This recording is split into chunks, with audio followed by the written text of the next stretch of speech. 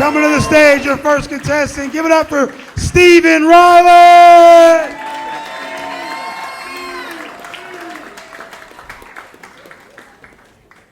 All right. I see a lot of good-looking people walking in through here. Clap if you think you're attractive. Clap, clap. All right. Now clap if you think you're ugly as shit.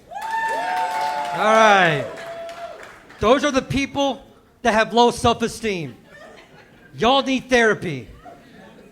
But until then, meet me after the show. Now, I'm not what you call a good-looking man. You know what I mean? Like, oh no, Steven, you're a sexy bitch. Thank you, sir. I'm not a good-looking man, right? Like, I feel bad for my future kids. You know, like, I feel bad for my son, you know, because he's gonna look like Peter Pan who only gets high on Tinkerbell's fairy dust at age 29. How do I know that? I'm 29. It's like looking in a fucking mirror every day. And that's why I prefer to have a daughter. That's because I would know she would be bothered by anybody.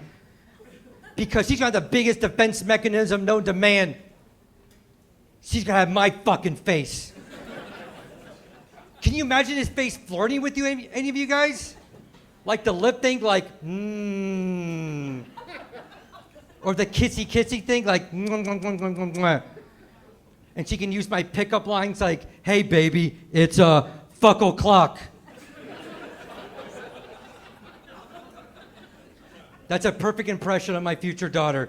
All right. So I have a genetic disorder. Let's just joke about it. I have something called Beal syndrome. If you guys haven't heard about it, about 13,000 to 1 people have it. You're wondering, Steven, is that rare? Well, that is the same odds of you dying from a toilet seat. So it's either very rare, or there's a bunch of dumbasses in this world. And you know what? I totally believe there's a bunch of dumbasses in this world. No, if you guys don't know, if you guys couldn't tell, it means I can't straighten out my joints all the way. They're at permanently bent angles, you know. It's more noticeably in my arms. What does that mean? It means that anytime I try to put my arm down by my side, it looks like my hand and my dick are magnetized to each other. My mom, she doesn't like it. Like, why you just put your hand in your pocket if that's that big of a deal? Well, Mom, this just looks extra weird, all right? No, I am right-handed. So over the years, my right arm has gotten more of a tighter angle, you know? Because it's at a set position constantly due to things like writing and other things. Like playing the violin, yes. While masturbating. That's not true. I played the viola. Now, because my arm is at a tighter angle, I've actually learned how to be ambidextrous in the most mundane things. Like I learned how to bowl left-handed, right? Because I can keep it straighter. I can't bowl right-handed, right? And every time I try to bowl with my right arm, it turns like this, like I'm throwing a javelin spear. Like, ah! And it goes 3 lanes over, and it hits a 6-year-old right in the fucking face. Happy birthday, Justin.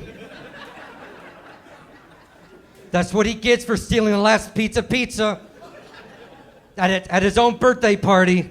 No. No, yeah, it's fun. My genetic disorder is fun, you know what I mean?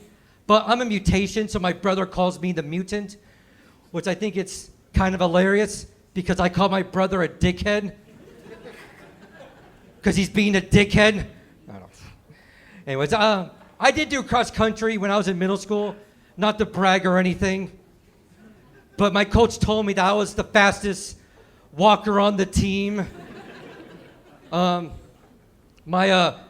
teammates even got me a nickname, you know what I mean? Because I don't know if you guys know this about middle school cross country. It's about 2 miles, 3K. So people can run about 12 minutes to 15 minutes, you know?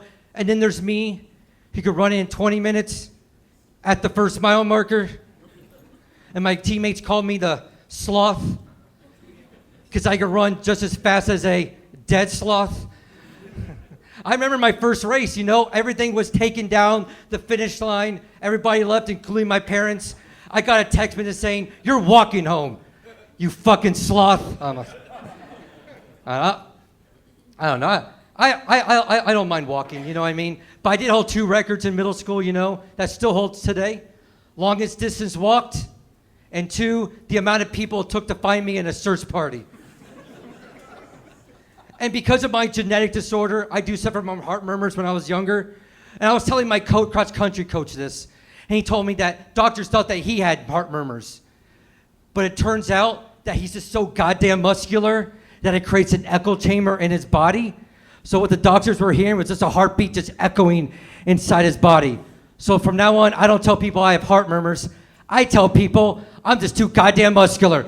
Ah! All right, guys, that's my time. Thank you guys so much.